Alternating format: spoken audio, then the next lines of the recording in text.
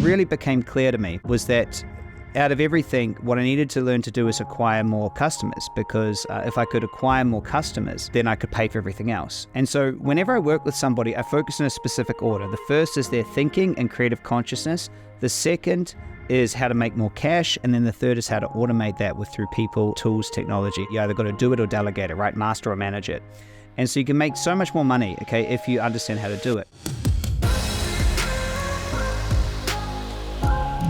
On this episode, I want to share with you how doubling or tripling your business is easy if you focus on acquiring more customers and using that money wisely to invest in people that can help you grow your business. A big lesson that I got early in my business was don't eat the seed corn. Realize that any money you make, a small amount can go to you, and the rest you actually want to spend on hiring the talent in places where you're weak. So you focus on your strengths. I realized that out of the seven parts of the exponential engine, I was good at a couple of them, and I needed to find other smart people to run the rest of it, and they were expensive. And I really wanted expensive, talented people to come into my business. And so I want you to know this, and I'll share this to you right now, is you can make more money and have more freedom in the next 12 months than you could ever imagine. You just need to realize that business is an intellectual sport you can play for the rest of your life. Once you understand what it is and how to do it, then you simply just put it together. See, a business, when I learned this, it blew my mind. A business is just a group of people who have a solution that they're offering to another group of people who have a problem. And a business is a profitable enterprise that works without you. And I realized that I've been thinking about business all wrong, and by having a business, then I can become a self-made millionaire. And so, look, what really became clear to me was that out of everything, what I needed to learn to do is acquire more customers, because if I could acquire more customers, then I could pay for everything else. And so whenever I work with somebody, I focus in a specific order. The first is their thinking and creative consciousness. The second is how to make more cash. And then the third is how to automate that through people, tools, technology. You either got to do it or delegate it, right? Master or manage it. And so you can make so much more money, okay, if you understand how to do it. So if you want to acquire more customers, it's systematic actually, okay? So I'm going to assume you already have a good message and you know your person and the problem you want to solve. If not, come join one of our programs so we can help you get a product together. So once you have your product and your message together, the second move you must make is acquire more customers. But acquire more customers is actually broken down into five, different things. Like really, there's five different things that it is. So the first is attention, like how much attention are you getting? The second is number of leads that you're getting. The third is the amount of sales that you're making. Once you understand how many sales that you're making, how many repeat sales are you making? Okay. And then lastly is your expenses. Okay. So think about this. Okay. How many of you listening right now, and I know probably you listening, you probably aren't measuring all of this. And so if I asked you last week, how many clicks did you get? Right. And then how many of those people that clicked on your ads and on your social media and on, how many people called in, how many opted in and gave you their details and became a lead, okay? Because if you understand the attention and how many leads you got, and you should be able to say, Chris, last week I got this much attention across all of my ads and my social media and people calling into my business and people walking in. This many people gave me the details so I can actually follow up. Okay, great. So you go, okay, Chris, I can't tell you that, or I can kind of tell you that. You need to be able to tell me that with precision.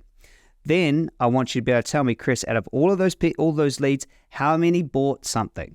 So how many leads converted into a sale, right? And so that's great. So that's the third, right? So first metric is attention, second is number of leads, second is sales. The third is sales. The next is how many people bought again, right? What is your upsell or the frequency? How many of them bought again? So, well, they all bought one thing, they bought nothing else. Okay, fantastic. We can work on there. And then the last is what is your expense per sale? And so your expense per sale. So if you know these things, right? How many attention you got, how many leads, how many sales, how many upsells or frequency, number of sales, and then what is your expense per sale? You're going to end with a loose profit number around your marketing or acquisition of your clients. And so simply put, if it costs you less money, right? So if it costs you $100 to get a customer that spends $200, you have an automated money machine. Okay, I'll say it again. If you spend $100 on ads, okay, and that gets you a customer that buys a product at $50 and then another product at $75, right? You've spent $100 to make $125, okay? We call that 1.25 return on your advertising spend. And that number is called ROAS, return on advertising spend. Okay. And so what's really good about knowing that is if I know every dollar I spend, I get $1.25 back. What do you think I do? I spend that dollar again and again and again and again and again. My companies on average operate at a 3 return on ad spend, meaning every dollar I spend, I get $3 back. But that's not all straight away. We do just over 1 return on ad spend in our first week. And then within our first month, we're at 3. And I think that's incredible. And so my question to you is, how much better would your business be if you had these metrics? See, the number one thing that I help people with is help them to get the right metrics and measurements in their business, because they're simply not measuring how to acquire customers. They have no idea what channels are working, where they should double down on. And they've got this spray and pray approach where they post stuff out on social media and they pray that something comes back. Some months they feast, other months they famine. It's not systematic at all. And so if you want to acquire, and if you want to actually get, I've got a full sheet that you can download of all of those metrics and how it all works. You can click underneath this or grab it or whatever. It is such an incredible way to think, and you must fill it in. So if you're ever on a session with me, I can pull up at any moment how every single ad is performing, how every single social media post is performing. I can tell you my exact profit day in, day out. I know exactly how many leads I've got, my cost of lead, how many book sales. I know how many people turned up to my sessions this week. I know how many people are downloading my podcast. I know every single number. I want to know what works.